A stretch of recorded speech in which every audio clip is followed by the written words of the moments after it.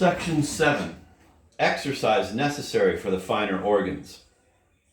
As common labor, which is a mode of pain, is the exercise of the grosser, a mode of terror is the exercise of the finer parts of the system. And if a certain mode of pain be such a nature as to act upon the eye or the ear, as they are the most delicate organs, the affection approaches more nearly to that which has a mental cause. In all these cases, if the pain and terror are so modified as not to be actually noxious, if the pain is not carried to violence and the terror is not conversant about the present destruction of the person, as these emotions clear the parts, whether fine or gross, of a dangerous and troublesome encumbrance, they are capable of producing delight, not pleasure, but a sort of delightful horror, a sort of tranquility tinged with terror, which, as it belongs to self-preservation, is one of the strongest of all the passions. Its object is the sublime. Its highest degree I call astonishment. The subordinate degrees are awe, reverence, and respect, which, by the very etymology of the words, show from what source they are derived, and how they stand distinguished from positive pleasure.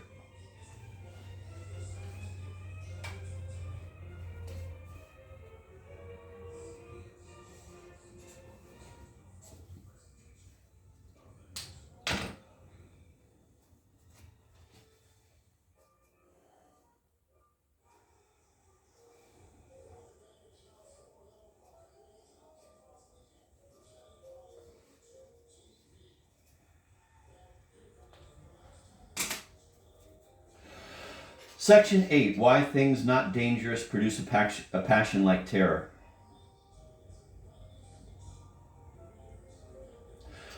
A mode of terror or pain is always the cause of the sublime.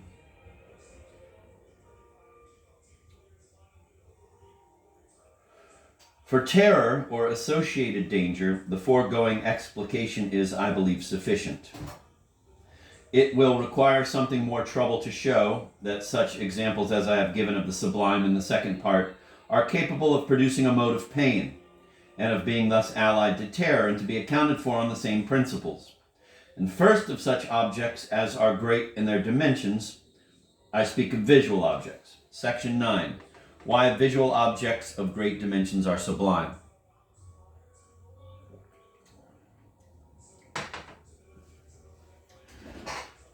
Vision is performed by having a picture formed by the rays of light which are reflected from the object painted in one piece instantaneously on the retina or last nervous part of the eye, or according to others, there is but one point of any object painted on the eye in such a manner as to be perceived at once.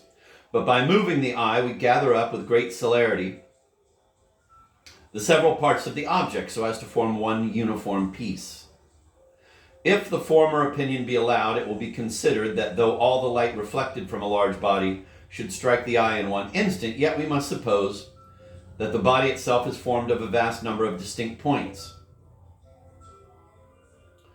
every one of which, or the ray from every one, makes an impression on the retina, so that though the image of one point should cause but a small tension of this membrane, another and another stroke must in their progress cause a very great one, until it arrives at last to the highest degree, and the whole capacity of the eye, vibrating in all its parts, must approach near to the nature of what causes pain,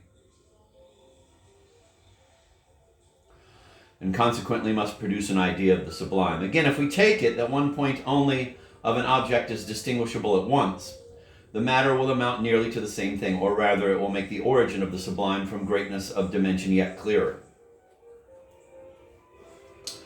For if but one point is observed at once, the eye must traverse the vast space of such bodies with great quickness, and consequently the fine nerves and muscles destined to the motion of that part must be very much strained, and their great sensibility must make them highly affected by this straining.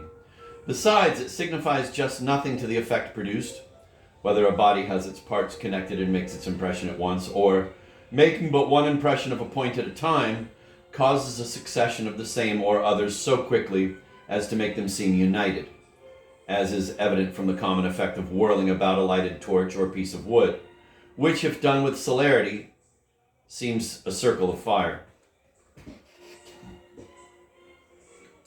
Section 10. Unity why requisite to vastness. It may be objected to this theory that the eye generally receives an equal number of rays at all times, and that therefore a great object cannot affect it by the number of rays, more than the variety of objects which the eye must always discern whilst it remains open. But to this I answer that admitting an equal number of rays or an equal quantity of luminous particles to strike the eye at all times, yet if these rays frequently vary their nature, now to blue, now to red, and so on, or their manner of termination as to a number of petty squares, triangles, or the like at every change, whether of color or shape, the organ has a sort of relaxation or rest. But this relaxation and labor, so often interrupted, is by no means productive of ease. Neither has it the effect of vigorous and uniform labor. Whoever has remarked the different effects of some strong exercise and some little piddling action will understand why a teasing, fretful employment which at once wearies and weakens the body should have nothing great. These sorts of impulses, which are rather teasing than painful, by continually and suddenly altering their tenor and direction, prevent that full tension, that species of uniform labor, which is allied to strong pain and causes the sublime. The sum total of things of various kinds, though it should equal the number of the uniform parts composing some one entire object, is not equal in its effect upon the organs of our bodies. Besides the one already assigned, there is another very strong reason for the difference. The mind in reality hardly ever can attend diligently to more than one thing at a time. If this thing be little, the effect is little, and a number of other little objects cannot engage the attention. The mind is bounded by the bounds of the object, and what is not attended to and what does not exist are much the same in effect. But the eye, or the mind, for in this case there is no difference, in great uniform objects does not readily arrive at their bounds.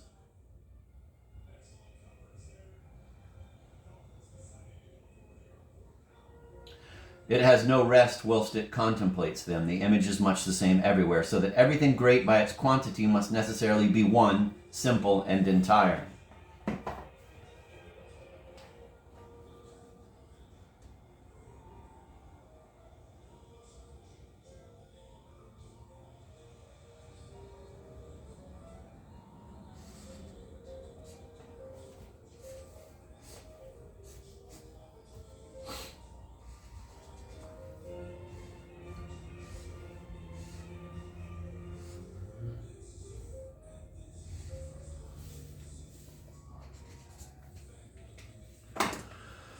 Section 11, the artificial infinite. We have observed that a species of greatness arises from the artificial infinite, and that this infinite consists in an uniform succession of great parts. We observed, too, that the same uniform succession had a like power in sounds.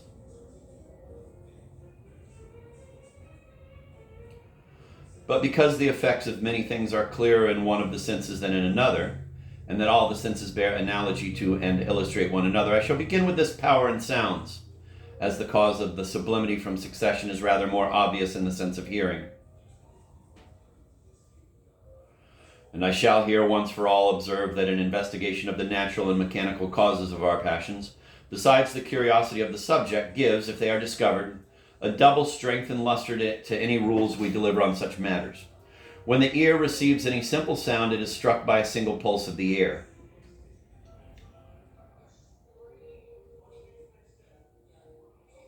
Which makes the eardrum and the other membranous parts vibrate according to the nature and species of the stroke. If the stroke be strong, the organ of hearing suffers a considerable degree of tension. If the stroke be repeated pretty soon after, the repetition causes an expectation of another stroke. And it must be observed that expectation itself causes a tension. This is apparent in many animals who, when they prepare for hearing any sound, rouse themselves and prick up their ears, so that here the effect of the sounds is considerably augmented by a new auxiliary, the expectation. But though after a number of strokes we expect still more, not being able to ascertain the exact time of their arrival, when they arrive they produce a sort of surprise which increases this tension yet further. For I have observed when at any time I have waited very earnestly for some sound that returned at intervals, as the successive firing of cannon, though I fully expected the return of the sound, when it came it always made me start a little. The eardrum suffered a convulsion, and the whole body consented with it, the tension of the part thus increasing at every blow. By the united forces of the stroke itself, the expectation and the surprise. It is worked up to such a pitch as to be capable of the sublime. It is brought just to the verge of pain. Even when the cause has ceased, the organs of hearing, being often successively struck in a similar manner, continue to vibrate in that manner for some time longer. This is an additional help to the greatness of the effect.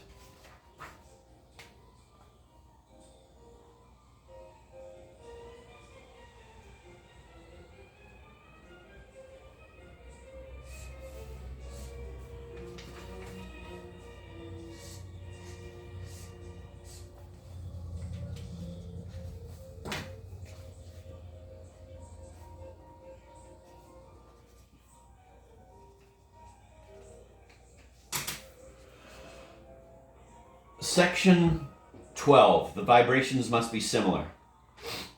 But if the vibration be not similar at every impression, it can never be carried beyond the number of actual impressions. For move any body as a pendulum in one way, and it will continue to oscillate in an arch of the same circle until the known causes make it rest. But if after first putting it in motion in one direction, you push it into another, it can never resume the first direction, because it can never move itself, and consequently it can have but the effect of that last motion. Whereas if the same direction you act upon it several times, it will describe a great arch.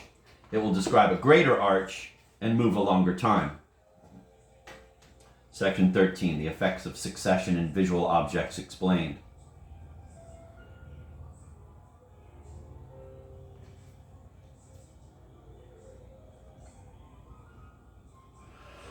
If we can comprehend clearly how things operate upon one of our senses, there can be very little difficulty in conceiving in what manner they affect the rest. To say a great deal, therefore, upon the corresponding affections of every sense would tend rather to fatigue us by an useless repetition than to throw any new light upon the subject by that ample and diffuse manner of treating it. But as in this discourse we chiefly attach ourselves to the sublime as it affects the eye, we shall consider particularly why a successive disposition of uniform parts in the same right line should be sublime, and upon what principle this disposition is enabled to make a comparatively small quantity of matter produce a grander effect than a much larger quantity disposed in another manner.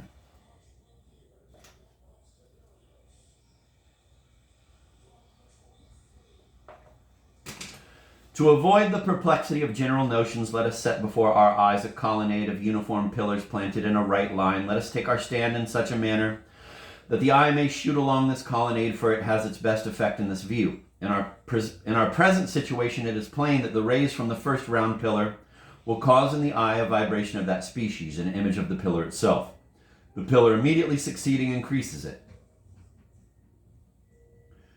That which follows renews and enforces the impression. Each in its order as it succeeds repeats impulse after impulse and stroke after stroke until the eye, long exercised in one particular way, cannot lose that object immediately, and being violently roused by this continued agitation, it presents the mind with a grand or sublime conception. But instead of viewing a rank of uniform pillars, let us suppose that they succeed each other around in a square, one alternately. In this case, the vibration caused by the first round pillar perishes as soon as it is formed, and one of quite another sort, the square, directly occupies its place, which, however, it resigns as quickly to the round one. And thus the eye proceeds alternately, taking up one image and laying down another as long as the building continues. From whence it is obvious that at the last pillar the impression is as far from continuing as it was at the very first, because in fact the sensory can receive no distinct impression but from the last, and it can never of itself resume a dissimilar impression. Besides, every variation of the object is a rest and relaxation to the organs of sight, and these reliefs prevent that powerful emotion so necessary to produce the sublime.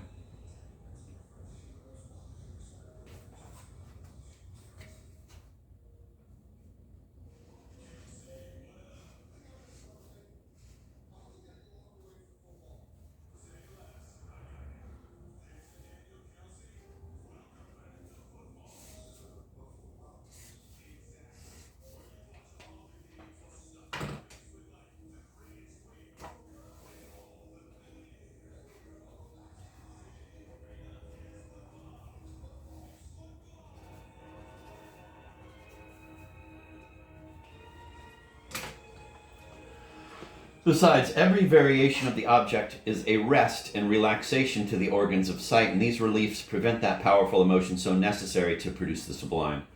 To produce, therefore, a perfect grandeur in such things as we have been mentioning, there should be a perfect simplicity, an absolute uniformity in disposition, shape, and coloring. Upon this principle of succession and uniformity, it may be asked, why a long bare wall should not be a more sublime object than a colonnade, since the succession is no way interrupted, since the eye meets no check, since nothing more uniform can be conceived? A long bare wall is certainly not so grand an object as a colonnade of the same length and height. It is not altogether difficult to account for this difference. When we look at a naked wall from the evenness of the object, the eye runs along its whole space,